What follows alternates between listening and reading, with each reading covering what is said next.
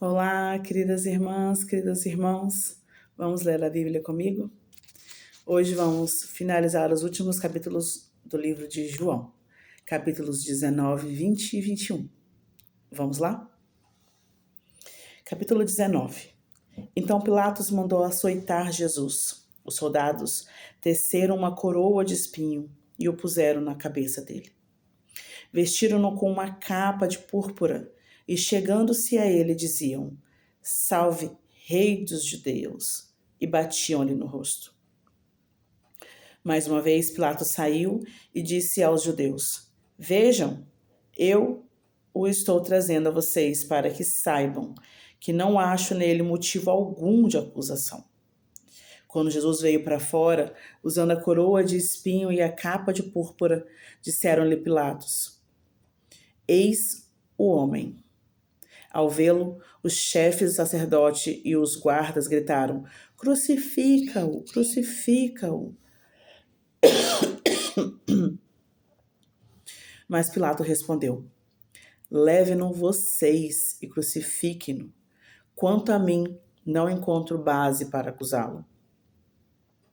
Os judeus insistiram: Temos uma lei, e de acordo com essa lei, ele deve morrer, porque ele se declarou filho de Deus. Ao ouvir isso, Pilatos ficou ainda mais amedrontado e voltou para dentro do palácio. Então perguntou a Jesus: De onde você vem? Mas Jesus não lhe deu resposta. Você se nega a falar comigo? Disse Pilatos. Não sabe que eu tenho autoridade para liberá-lo e para crucificá-lo? Jesus respondeu: Não terias nenhuma autoridade sobre mim se esta não te fosse dada de cima. Por isso, aquele que me entregou a ti é culpado de um pecado maior. Daí em diante, Pilatos procurou liberar Jesus, mas os judeus gritavam: Se deixares este homem livre, não és amigo de César. Quem se diz rei opõe-se a César. Ao ouvir isso, Pilatos trouxe Jesus para fora e sentou-se na cadeira do juiz, num lugar conhecido como pavimento de pedras, que em aramaico é Gábata. Era o dia da preparação da semana da Páscoa, por volta das 6 horas da manhã. Eis o rei de vocês, disse Pilatos aos judeus. Mas eles gritaram: Mata! Mata! Crucifica-o! Devo crucificar o rei de vocês? Perguntou Pilatos. Não temos rei, senão César, responderam os chefes dos sacerdotes. Finalmente Pilatos entregou a eles para ser crucificado. Então os soldados encarregavam-se de Jesus. Levando a sua própria cruz, ele saiu para o lugar chamado Caveira, que em aramaico é chamado Gólgota. Ali o crucificaram e com ele 2 outros, um de cada lado de Jesus.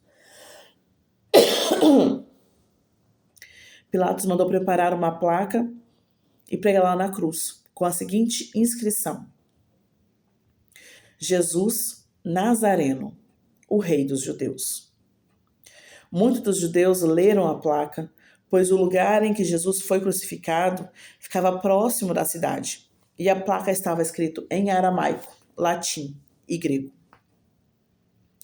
Os chefes dos sacerdotes dos judeus protestaram junto a Pilatos: Não escreva o rei dos judeus, mas sim que este homem se dizia rei dos judeus.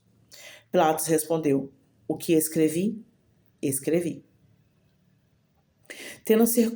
Tendo crucificado Jesus, os soldados tomaram as roupas dele e as dividiram em 4 partes, uma para cada um deles, restando a túnica.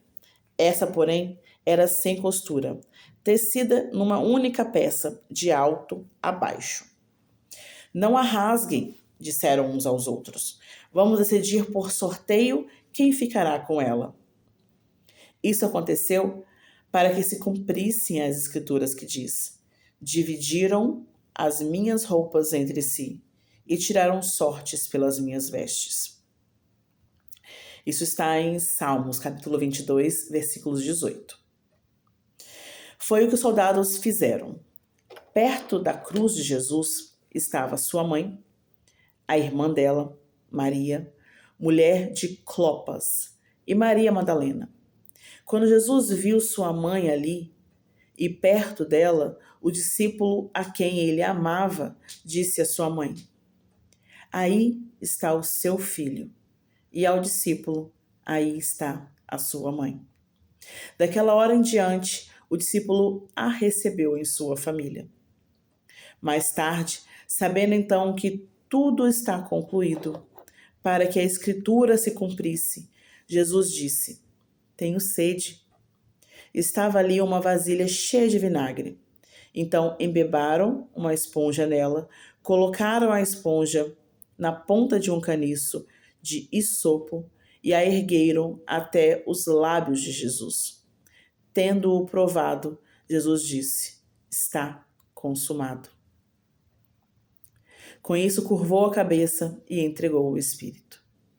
Era o dia da preparação. E o dia seguinte seria um sábado especialmente sagrado. Como não queriam que os corpos permanecessem na cruz durante o sábado, os judeus pediram a Pilatos que mandassem quebrar as pernas dos crucificados e retirar os corpos. Vieram então os soldados e quebraram as pernas do primeiro homem que fora crucificado com Jesus e em seguida as do outro. Mas quando chegaram a Jesus, constatando que já estava morto, não lhe quebraram as pernas. Em vez disso, um dos soldados perfurou o lado de Jesus com uma lança, e logo saiu sangue e água. Aquele que o viu, disso deu testemunho, e o seu testemunho é verdadeiro. Ele sabe que está dizendo a verdade, e dela testemunha para que vocês também creiam. Essas coisas aconteceram para que se cumprisse a Escritura: nenhum dos seus ossos será quebrado. Essa informação está em Êxodo, capítulo 12, versículo 36, em Neemias, capítulo 9, versículo 12, e também em Salmos, capítulo 34, versículo 20. E como diz a Escritura no outro lugar, olharão para aquele que transpassaram. E isso está em Zacarias, capítulo 12, versículo 10. Depois disso, José de Arimateia pediu a Pilatos o corpo de Jesus. José era discípulo de Jesus, mas o era secretamente, porque tinha medo dos judeus. Com a permissão de Pilatos, veio e levou embora o corpo. Ele estava acompanhado de Nicodemos, aquele que antes tinha visto Jesus à noite. Nicodemos levou cerca de 34 quilos do corpo. Nicodemos levou cerca de 34 quilos de uma mistura de mirra e aloe. Tomou o corpo de Jesus. Os dois o envolveram em faixas de linho, com as especiarias de acordo com os costumes judaicos de sepultamento. No lugar onde Jesus foi crucificado havia um jardim, e no jardim um sepulcro novo, onde ninguém jamais fora colocado. Por ser o dia de preparação dos judeus, e visto que o sepulcro ficava perto, colocaram Jesus ali. Capítulo 20. No último dia da semana, bem cedo, estando ainda escuro, Maria Madalena chegou ao sepulcro e viu que a pedra da entrada tinha sido removida. Então correu ao encontro de Simão Pedro e dos outros discípulos, aquele a quem Jesus amava, e disse: "Tiraram o Senhor do sepulcro e não sabemos onde o colocaram." Pedro e o outro discípulo saíram e foram para o sepulcro. Os dois corriam, mas o outro discípulo foi mais rápido que Pedro e chegou primeiro ao sepulcro. Ele se encurvou e olhou para dentro. Viu as faixas de linho ali, mas não entrou. A seguir, Simão Pedro, que vinha atrás dele, chegou entrou no sepulcro e viu as faixas de linho, bem como o lenço que estava sobre a sua cabeça. Ele estava dobrado à parte, separado das faixas de linho. Depois, o outro discípulo que chegara primeiro ao sepulcro também entrou. Ele viu e creu. Eles ainda não haviam compreendido que, conforme a Escritura, era necessário que Jesus ressuscitasse dos mortos. Os discípulos voltaram para casa. Maria, porém, ficou à entrada do sepulcro, chorando. Enquanto chorava, curvou-se para olhar dentro do sepulcro e viu 2 anjos vestidos de branco, sentados onde estara o corpo de Jesus, um à cabeceira e o outro aos pés. Eles lhe perguntaram: Mulher, por que você está chorando? Levaram embora o meu Senhor, respondeu ela, e não sei onde puseram. Nisso, ela se voltou e viu Jesus ali, em pé, mas não o reconheceu. Disse ele: Mulher, por que está chorando? Quem você está procurando? Pensando que fosse o jardineiro, ela disse: Se o Senhor o levou embora, diga-me onde colocou, e eu o levarei. Jesus lhe disse: Maria. Então, voltando-se para ele, Maria exclamou em aramaico: Rabone, que significa mestre. Jesus disse: Não me segure, pois ainda não voltei para o Pai. Vá, porém, aos meus irmãos e diga-lhes: Estou voltando para o meu Pai e Pai de vocês, para meu Deus e Deus de vocês. Maria Madalena foi e anunciou aos discípulos: Eu vi o Senhor, e contou o que lhe dissera. Ao cair da tarde daquele primeiro dia da semana, estando os discípulos reunidos a portas trancadas por meio dos judeus, Jesus entrou, pôs-se no meio deles e disse: Paz seja com vocês. Tendo dito isto, mostrou-lhe as mãos e o lado.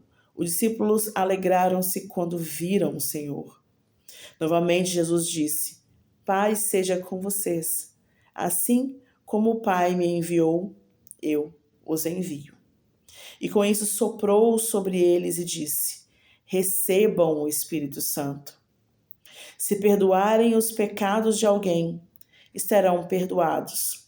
Se não os perdoarem, não estarão perdoados. Tomé, chamado Dídimo, um dos 12, não estava com os discípulos quando Jesus apareceu. Os outros discípulos lhe disseram: Vimos o Senhor. Mas ele lhes disse: Se eu não vir as marcas dos pregos nas suas mãos, não colocar o meu dedo onde estavam os pregos e não puser a minha mão no seu lado, não crerei. Uma semana mais tarde, os discípulos estavam outra vez ali, e Tomé com eles. Apesar de estarem trancadas as portas, Jesus entrou, pôs-se no meio deles e disse: Paz seja com vocês. E Jesus disse a Tomé: Coloque o seu dedo aqui, veja as minhas mãos. Estenda a mão e coloque-a no meu lado. Pare de duvidar e creia. Disse-lhe Tomé: Senhor, Senhor meu e Deus meu. Então Jesus lhe disse: Porque me viu, você creu? Felizes os que não viram e creram. Jesus realizou na presença dos seus discípulos muitos outros sinais milagrosos que não estão registrados neste livro. Mas estes foram escritos para que vocês creiam que Jesus é o Cristo, o Filho de Deus, e crendo tenham vida em seu nome. Depois disso, Jesus apareceu novamente aos seus discípulos, capítulo 21. Depois disso, Jesus apareceu novamente aos seus discípulos, à margem do mar de Tiberíades. Foi assim. Estavam juntos Simão Pedro, Tomé, chamado Dídimo, Natanael, de Caná, da Galileia, os filhos de Zebedeu e os 2 outros discípulos. Vou pescar, disse-lhe Simão Pedro. E eles disseram: Nós vamos com você. Eles foram e entraram no barco, mas naquela noite não pegaram nada. Ao amanhecer, Jesus estava na praia, mas os discípulos não o reconheceram. Ele lhes perguntou: Filhos, vocês têm algo para comer? Eles responderam que não. Ele disse: Lancem a rede do lado direito do barco e vocês encontrarão. Eles a lançaram e não conseguiram recolher a rede. Tal era a quantidade de peixes. O discípulo a quem Jesus amava disse a Pedro: É o Senhor. Simão Pedro, ouvindo-o, disse isso. Vestiu a capa, pois havia tirado e lançou-se ao mar. Os outros discípulos vieram no barco, arrastando a rede cheia de peixe, pois estava apenas a cerca de 90 metros da praia. Quando desembarcaram, viram ali uma fogueira, peixe sob brasa e um pouco de pão. Disse-lhe Jesus: Tragam algum dos peixes que acabaram de pescar. Simão Pedro entrou no barco e arrastou a rede para a praia. Ela estava cheia, tinha 153 grandes peixes. Embora houvessem tantos peixes, a rede não se rompeu. Jesus lhes disse: Venham comer. Nenhum dos discípulos tinham coragem de lhe perguntar: Quem és tu? Sabiam que era o Senhor. Jesus aproximou-se e tomou o pão e o deu a eles, fazendo o mesmo com o peixe. Esta foi a terceira vez que Jesus apareceu aos seus discípulos, depois que ressuscitou dos mortos. Depois de comerem, Jesus perguntou a Simão Pedro: Simão, filho de João, você me ama mais do que a estes? Disse ele: Sim, Senhor, tu sabes que te amo. Jesus disse: Cuide dos meus cordeiros. Novamente Jesus disse: Simão, filho de João, você me ama?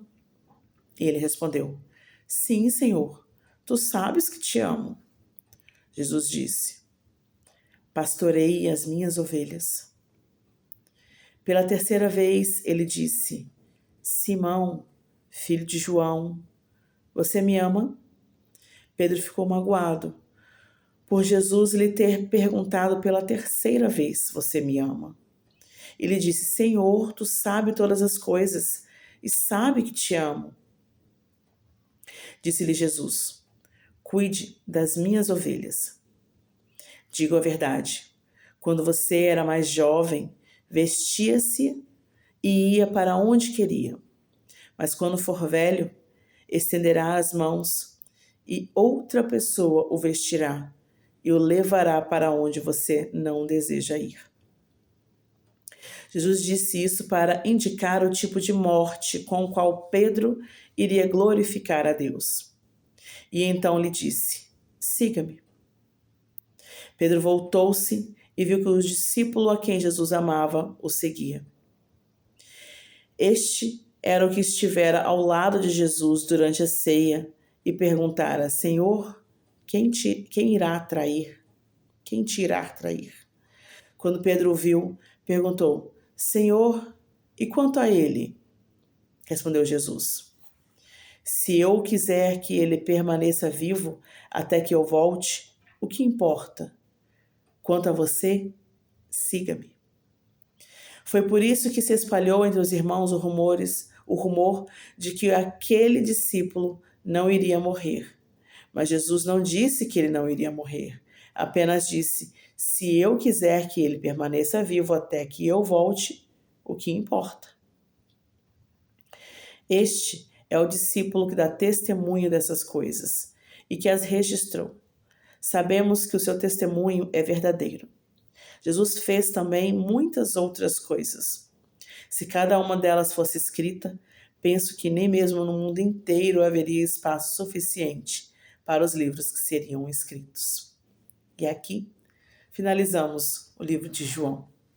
Deus os abençoe.